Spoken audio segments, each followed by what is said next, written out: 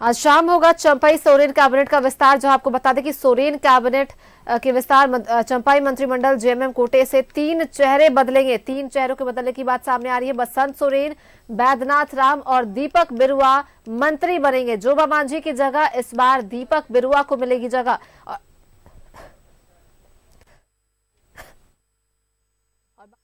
के तौर पर बैद्यनाथ राम शपथ लेंगे। आपको बता दें कि 3 नए चेहरों को मौका मिलेगा। 12वें मंत्री के तौर पर बैद्यनाथ राम जो है वो शपथ लेंगे। आज शाम चंपाई सोरेन कैबिनेट का विस्तार। चंपाई मंत्रिमंडल में जेएमएम कोटे से 3 नए चेहरे बसंत सोरेन, बैद्यनाथ राम और दीपक बिरुआ जो है वो मंत्री बनेंगे। 12वें मंत्री के तौर पर बैद्यनाथ राम जो है वो शपथ लेंगे। शाम के शपथ ग्रहण समारोह में आज शाम चंपाई कैबिनेट का विस्तार। चंपाई मंत्रिमंडल में जेएमएम कोटे से 3 नए चेहरे बसंत सोरेन, बैद्यनाथ राम और दीपक बिरुआ।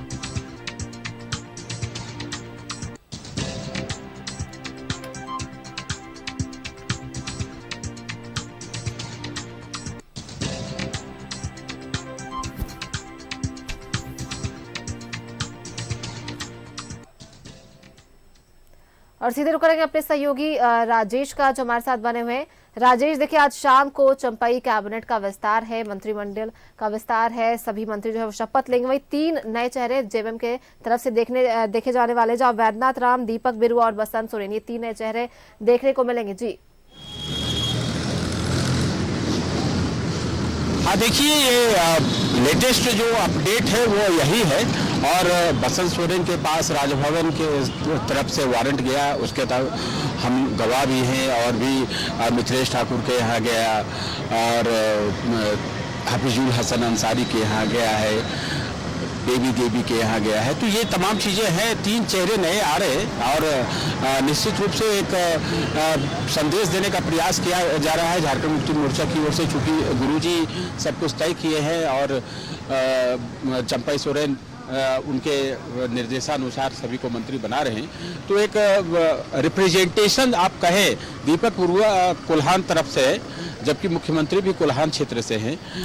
तो ये एक डबल रिप्रेजेंटेशन उस क्षेत्र से है। इसके अलावा बसंत सोरेन संथाल से हैं, जो कि जेएमएम का एक पुराना गढ़ रहा है और मुख्यमंत्री रह चुके हेमंत सोरेन के छोटे भाई हैं। उनका इसमें इंडक्शन इस कैबिनेट में स्वाभाविक था और ये पहले से भी चर्चा थी। अब तीसरा नाम बैद्यनाथ राम है। चूंकि बैद्यनाथ राम लातेहार से विधायक है जेएमएम के, उनको इसमें शामिल किया गया है। देखिए अभी तक 12 लोगों का कैबिनेट होता है झारखंड में। ये लिमिटेशन है, 12 से ज़्यादा नहीं हो सकते, क्योंकि इसका प्रावधान है संविधान में कि 15% से ज़्यादा लोग बड़ा कैबिनेट नहीं हो सकता है।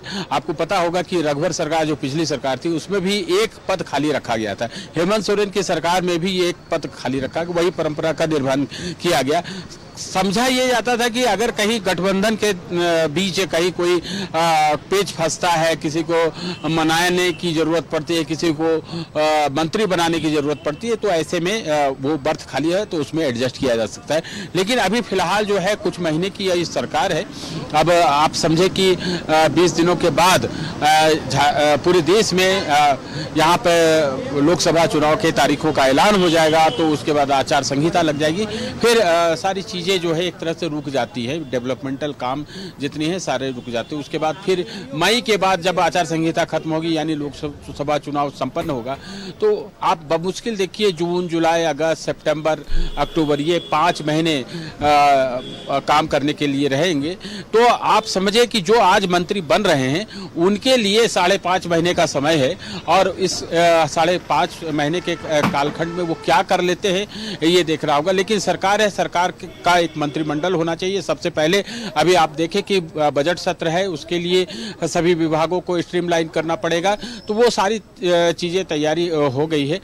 पलामू का रिप्रेजेंटेशन हुआ है झारखंड मुक्ति मोर्चा की तरफ से, संथाल तरफ से चूंकि पहले हेमंत सोरेन आते थे तो वहाँ से उनके भाई और दुमका से जो विधायक हैं झारखंड मुक्ति मोर्चा के, वो यहाँ संथाल का रिप्रेजेंट करेंगे। दीपक बिरुआ कोल्हान से हैं तो वो वहाँ से रिप्रेजेंट करेंगे। कोल्हान से तो वैसे मुख्यमंत्री चंपाई सोरेन भी हैं।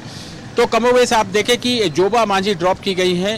एक इसे इस रूप में देखा जा रहा है कि जोबा मांझी की जगह दीपक बिरुआ को जगग मिली है। अब धीरे धीरे चीज़ें स्पष्ट होंगी।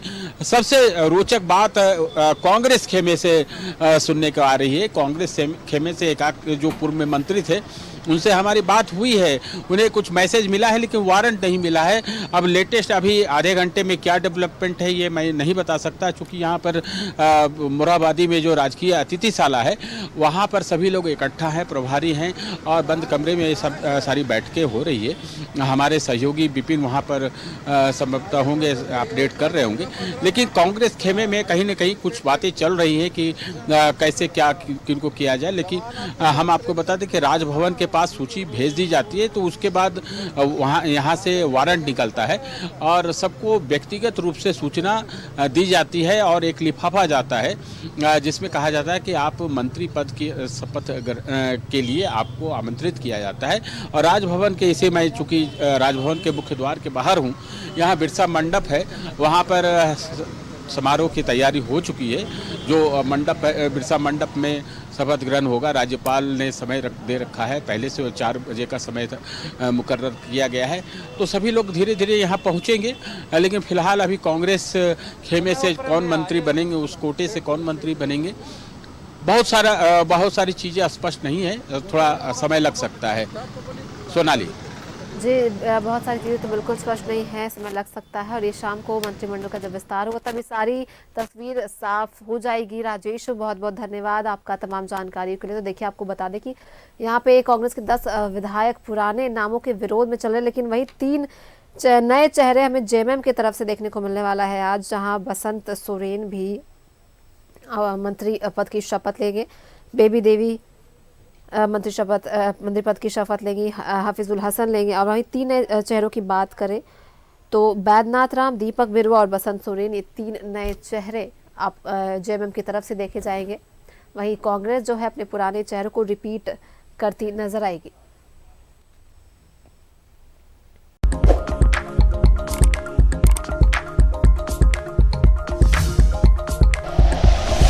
Like and share videos, subscribe करें हमारा चैनल और प्रेस करें बेल आइकॉन। न्यूज़ 11 भारत, सच है तो दिखेगा।